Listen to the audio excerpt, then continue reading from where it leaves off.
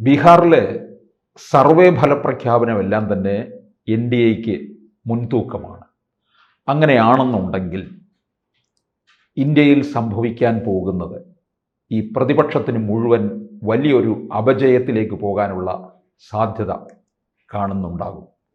ദേശീയ തലത്തിൽ N D A മുന്നണി ശക്തിപ്പെടുകയും ചെയ്യും. Don't count the chicken before they are hatched. കോഴിമുട്ട വിരിഞ്ഞ് ഇറങ്ങുന്നതിന് മുൻപ് കോഴിക്കുഞ്ഞുങ്ങളെ എണ്ണി തിട്ടപ്പെടുത്തുന്നത് സാഹസമാണ് എന്ന പഴഞ്ചൊല്ല് മനസ്സിൽ വെച്ചുകൊണ്ടാണ് വോട്ട് ചെയ്ത് ഇറങ്ങിയവരുടെ അഭിപ്രായം കേട്ടുകൊണ്ട് എക്സിറ്റ് പോൾ റിസൾട്ടാണ് ഏതാണ്ട് 9-10 ഏജൻസികൾ നടത്തിയ വിവിധങ്ങളായ സർവേകളുടെ റിപ്പോർട്ടിൻ്റെ സംക്ഷിപ്ത രൂപമാണ് ഇപ്പോൾ നമ്മൾ സംസാരിക്കുന്നത്. ഇത് ആക്ച്വൽ ഫലമല്ല. ഒരു കാര്യം കൂടി സൂചിപ്പിച്ചുകൊള്ളട്ടെ, ഇന്ത്യ ആകമാനമുള്ള എക്സിറ്റ് പോൾ റിസൾട്ടുകൾക്ക് 70-75% സ്ട്രൈക്ക് റേറ്റ്. അത് ശരിയായി വരാനുള്ള സാധ്യത 75%.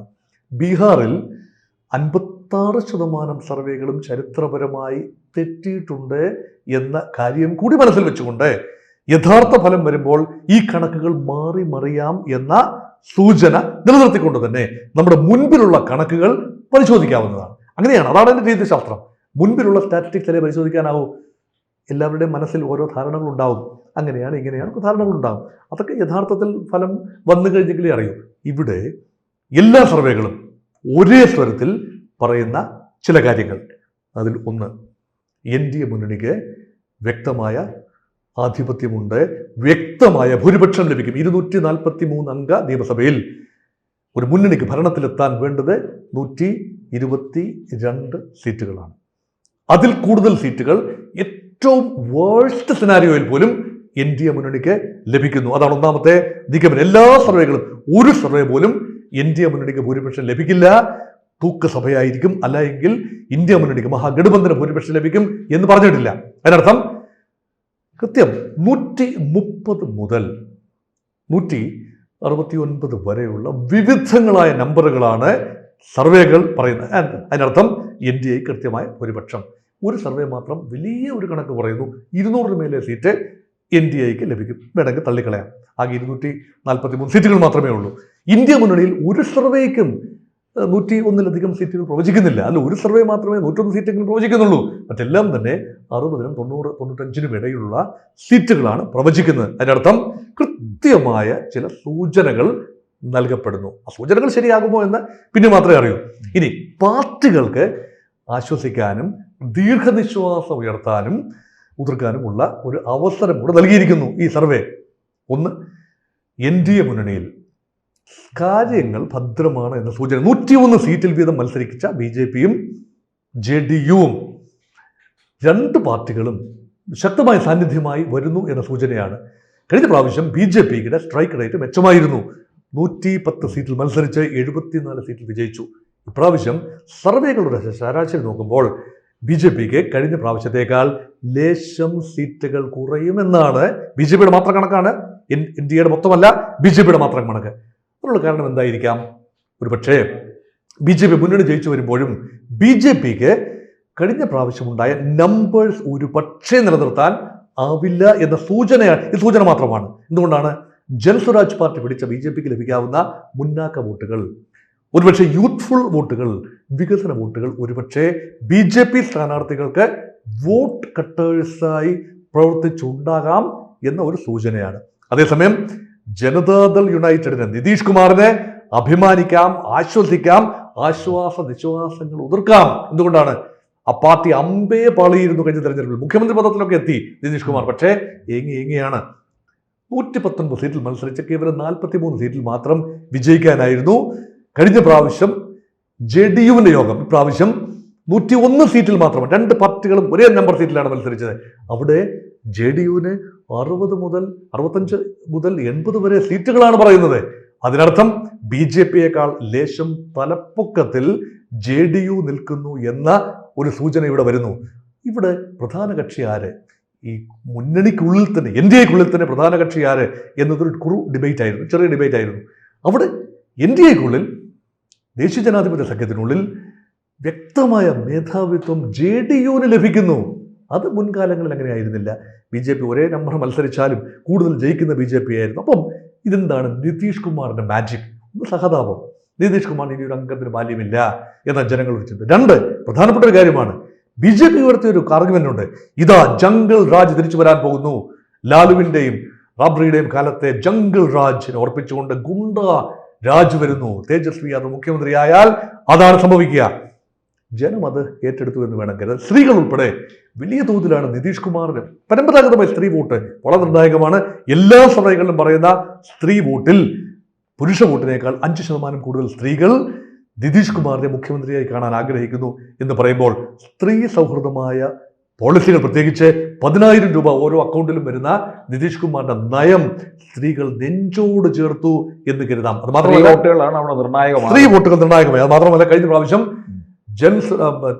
ചിരാഗ് പാസ്വാന്റെ ലോക് ജനശക്തി പാർട്ടി BJP ഇറക്കിയ ഒരു ട്രോജൻ ഹോഴ്സ് ആണെന്ന് പലരും പറയും.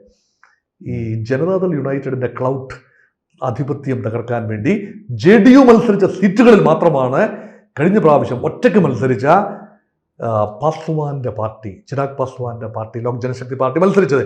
അവിടെ എല്ലാം തന്നെ വലിയ നാശനഷ്ടങ്ങളുണ്ടായി JDUവിന്. അതേസമയം BJPക്കെതിരെ ആ പാർട്ടി മത്സരിച്ചില്ല എന്ന് ഓർക്കണം. ഇപ്രാവശ്യം ആ പാർട്ടി, അതായത് ചിരാഗ് പാസ്വാൻ നയിക്കുന്ന ലോക് ജനശക്തി പാർട്ടി മുന്നണിയുടെ ഭാഗമായി മത്സരിച്ചു. അതുകൊണ്ട് ശക്തമായ 2 കക്ഷികൾ, JDU ആൻഡ് BJP. അതോടൊപ്പം ദളിതുകളുടെയും മഹാദളിതുകളുടെയും ഒക്കെ പിന്തുണയുള്ള ജിതിൻ റാം മാഞ്ചിയുടെ പാർട്ടിയും ചിരാഗ് പാസ്വാന്റെ പാർട്ടിയും ചേർന്ന് നിന്നപ്പോൾ സോഷ്യൽ കൊയിലീഷൻ ഇൻടാക്റ്റായി. മഹാഗഠബന്ധനേക്കാൾ മെച്ചപ്പെട്ട സോഷ്യൽ എഞ്ചിനീയറിംഗ്, കാസ്റ്റ് ബാലൻസ് എന്ന് വേണമെങ്കിൽ പറയാം, അത് സാധ്യമായി. അതുകൊണ്ടാണ് ഈ വിജയം എന്ന് വേണമെങ്കിൽ പറയാം. ചിരാഗ് പാസ്വാന്റെ പാർട്ടിക്ക് 29 സീറ്റിൽ മത്സരിക്കുന്നു. 15 മുതൽ 19 വരെ സീറ്റുകളാണ് ആ പാർട്ടിക്ക് പ്രൊജക്ട് ചെയ്യുന്നത്. മെച്ചപ്പെട്ട പ്രകടനം കഴിഞ്ഞ പ്രാവശ്യത്തെ ഒരു സീറ്റിൽ നിന്നും ഇപ്പോൾ മുന്നണിയായി മത്സരിക്കുമ്പോൾ മെച്ചമായിരിക്കും. ഇതെല്ലാം തന്നെ NDA മുന്നണിയുടെ വിജയം സാധ്യത കൂട്ടുന്ന ഘടകങ്ങൾ. മറുപക്ഷത്തെ ഇന്ത്യ മുന്നണിയിൽ കാര്യങ്ങൾ ഭദ്രമാണ് എന്നൊരു തോന്നലുണ്ടായി അവസാന നിമിഷം. കോൺഗ്രസും RJDയും തമ്മിലുള്ള പടലപിണക്കങ്ങൾ പരിഹരിച്ച് മുന്നോട്ട് പോയി എന്നൊരു തോന്നലുണ്ടായി. പക്ഷേ അവസാന കണക്കുകൾ വരുമ്പോൾ RJD ഏറെ ക്ഷണിച്ചിരിക്കുന്നു. RJD ആണ് അവിടുത്തെ ശക്തമായ കക്ഷി. അതോടൊപ്പം നിൽക്കുന്ന കക്ഷിയല്ല കോൺഗ്രസ് എന്ന് ഓർക്കണം. കോൺഗ്രസ് കഴിഞ്ഞ പ്രാവശ്യം 70 സീറ്റിൽ മത്സരിച്ച് 19ലേക്ക് ഒതുങ്ങി. ഇപ്രാവശ്യം 62 സീറ്റിൽ മത്സരിച്ച് 15-നും 20-നും ഇടയ്ക്ക്, അല്ലെങ്കിൽ 12-നും 20-നും ഇടയ്ക്ക് സീറ്റ്. കഴിഞ്ഞ പ്രാവശ്യത്തെ അതേ പെർഫോമൻസ് വീണ്ടും കോൺഗ്രസിന് ഒരു പക്ഷേ സാധ്യമായേക്കാം. പക്ഷേ RJDക്ക് കഴിഞ്ഞ പ്രാവശ്യം ഏറ്റവും വലിയ ഒറ്റക്കക്ഷിയായി 75 സീറ്റുമായി മുന്നിട്ട് നിൽക്കാൻ കഴിഞ്ഞു. ഇപ്രാവശ്യം സാധിക്കില്ല എന്നാണ് പറയുന്നത്. കാരണം RJD യാദവ ഇതര OPCകൾ RJDയെ വേണ്ട പോലെ പരിഗണിക്കുന്നില്ല എന്ന ഒരു സൂചന കൂടിയുണ്ട്. അതുകൊണ്ട് ഒരു യൂത്ത് ലീഡർ എന്ന നിലയിൽ വൻ പ്രതീക്ഷയാണ് തേജസ്വി യാദവ് ഉയർത്തിയതെങ്കിലും വോട്ട് കണക്കിൽ അത് കാണുന്നില്ല. പ്രത്യേകിച്ച് എക്സിറ്റ് പോൾ 2 വോട്ട് കട്ടേഴ്സ് അവിടെയും പ്രവർത്തിച്ചിരിക്കാം. ഒന്ന് ജൻസുരാജ് പാർട്ടി തന്നെയാണ്, പ്രശാന്ത് കിഷോറിന്റെ പാർട്ടി. ആ പാർട്ടി ഭരണവിരുദ്ധ വികാരത്തിന്റെ ഒരു പങ്കും കൊണ്ടങ്ങ് പോയി. അപ്പൊ അതുകൊണ്ട് BJP JDU ഒരു കാര്യങ്ങൾ എളുപ്പമായി. അതൊരു നിഗമനം. രണ്ടാമത്തെ നിഗമനം, ഈ വേറൊരു പാർട്ടിയുണ്ട്, അത് അസദുദ്ദീൻ ഒവൈസിയുടെ പാർട്ടിയാണ്. MIM എന്ന് പറയുന്ന മുസ്ലിങ്ങൾ സാധാരണ വോട്ട് ചെയ്യുന്ന, ഫേവർ ചെയ്യുന്ന ഒരു പാർട്ടിയാണ്. സീമാഞ്ചൽ മേഖലയിലെ സീറ്റുകളിൽ, പ്രത്യേകിച്ച് ഈ അതിർത്തി മേഖലയാണ് സീമാഞ്ചൽ മേഖല, ബംഗാളിനോടൊക്കെ അതിർത്തി പങ്കിടുന്ന മേഖല, അവിടെയുള്ള സീറ്റുകളിൽ വലിയ തോതിൽ ഈ പറയുന്ന കക്ഷി MIM പ്രഭാവം ചെലുത്തുന്നു. അതേഴ്സ് എന്ന കോളത്തിൽ വലിയ നമ്പേഴ്സ് കാണുന്നു. 8 മുതൽ 10 വരെ, 5 മുതൽ 10 വരെ സീറ്റുകൾ അതേഴ്സ് എന്ന കോളത്തിൽ കാണുന്നതിൽ ചിലതെങ്കിലും ഈ പറയുന്ന MIMന്റെ സീറ്റുകളാവാം. അവർക്ക് ജയിച്ചു വരാൻ കഴിയുമ്പോൾ പടുപടാന്ന് പരാജയപ്പെടുന്നത് ഈ മുസ്ലിം വോട്ടുകൾ ഏറെ സ്വാംശീകരിക്കാൻ സാധ്യതയുള്ള കോൺഗ്രസ് RJD കാൻഡിഡേറ്റ്സ് ആണ്. അങ്ങനെ വരുമ്പോൾ ഇന്ത്യ മുന്നണിയുടെ പതനത്തിന് ഒരുപക്ഷെ അസദുദ്ദീൻ ഒവൈസിയുടെ സാന്നിധ്യം, അവർക്ക് കാര്യമായ സാന്നിധ്യം ഉണ്ടാകേണ്ട കാര്യമില്ല. ഹൈദരാബാദ് ബേസ്ഡ് പാർട്ടിയാണ്. പക്ഷേ മുസ്ലിങ്ങൾക്ക് അത് ഗുണകരമാകുന്ന ഒരു തീരുമാനമാണോ എന്ന് വീണ്ടും അതുകൊണ്ട് BJPയെ സഹായിക്കുന്ന ഒരു ടീമായി MIM പ്രവർത്തിക്കുന്നു എന്ന ആരോപണം ഒരിക്കൽ കൂടി ശരിവെക്കുന്ന രീതിയിലായിരിക്കണം ഈ റിസൾട്ട് ആധികാരികം ആയാൽ. ഇനി ജൻസ്വരാജ് പാർട്ടി അമ്പേ പാളി. അവർക്ക് ജയിച്ചു വരാൻ പുതിയ പാർട്ടിയാണ്, പുതിയ പരീക്ഷണമാണ്. അഴിമതിക്കെതിരെ അല്ലെങ്കിൽ പുരോഗമനത്തിന് വേണ്ടി യുക്തിനെ നിരത്തിക്കൊണ്ട് തൊഴിലില്ലായ്മയാണല്ലോ വലിയ വിഷയം, ഞങ്ങൾ തൊഴിൽ നൽകാം എന്നൊക്കെ പറഞ്ഞുകൊണ്ട് ജാതിക്കും മതത്തിനും അതീതമായി ഐഡന്റിറ്റി പോളിറ്റിക്സിനെ മാറ്റി നിർത്തിക്കൊണ്ട് പ്രശാന്ത് കിഷോർ കൊണ്ടുവന്ന ഒരു പരീക്ഷണം പാളിയിരിക്കുന്നു. ഈ റിസൾട്ട് വിശ്വസിക്കാമെങ്കിൽ 0 മുതൽ 5 വരെ സീറ്റ് പരമാവധി. അതിനർത്ഥം 5% വോട്ട്, 3 മുതൽ 5% വരെ വോട്ട് ഷെയർ ആണ് പരമാവധി പറയുന്നത്. പക്ഷേ 1% വോട്ട് ഷെയർ മാറിയാൽ 14 സീറ്റുകളാണ് മാറി മറിയുന്നത്. അതുകൊണ്ട് ജൻസ്വരാജ് പാർട്ടിക്ക് ജയിച്ചു വരാൻ കഴിയുന്നില്ല എങ്കിലും പല സ്ഥാനാർത്ഥികളുടെയും തോൽവി ഉറപ്പിക്കാൻ ജൻസ്വരാജ് പാർട്ടിയുടെ സാന്നിധ്യത്തിന് കഴിയുന്നു എന്ന നിരീക്ഷണവും എക്സിറ്റ് പോളിന്റെ റിസൾട്ട് അനലൈസ് ചെയ്യുമ്പോൾ നമുക്ക് കാണാം. അപ്പോൾ വികാസ്ശീൽ ഇൻസാൻ പാർട്ടി ഇന്ത്യ മുന്നണിയുടെ ഭാഗമായി വന്നു, മഹാഗഠബന്ധന്റെ ഭാഗമായി വന്നു. മുകേഷ് സാഹ്നിയുടെ പാർട്ടി എന്താ ഫലം? 15 സീറ്റിൽ മത്സരിച്ചു. കൃത്യമായി ഒരു സീറ്റിലും ജയിക്കുമെന്ന് പറയുന്നില്ല, അവിടെ കാര്യമായ പ്രഭാവം ചെലുത്തുന്നില്ല എന്ന് കാണാം. 0 മുതൽ 4 വരെ സീറ്റുകളാണ് അവർക്ക് പല സർവേകളും പറയുന്നത്. അതിനർത്ഥം സമ്മിശ്രമായ പ്രതികരണങ്ങളാണ്. മൊത്തത്തിൽ നോക്കുമ്പോൾ NDAക്ക് ആഹ്ലാദത്തിന് വകയുണ്ട്. നിതീഷ് കുമാർ സ്ട്രോങ് ആയി അവിടെ ഇരിക്കും. ഇനി 2 സാധ്യത കൂടെ പരിഗണിക്കാതെ ഈ ഡിബേറ്റ് അവസാനിക്കുന്നില്ല. ഒന്ന്, നിതീഷ് കുമാർ മുഖ്യമന്ത്രി സ്ഥാനത്ത് എത്ര കാലം BJP പാലം വലിക്കുമോ? നിതീഷ് അതിസാഹസം കാട്ടുമോ? സാഹസം കാട്ടുന്നൊന്നും പുതുമയല്ല നിതീഷിന്.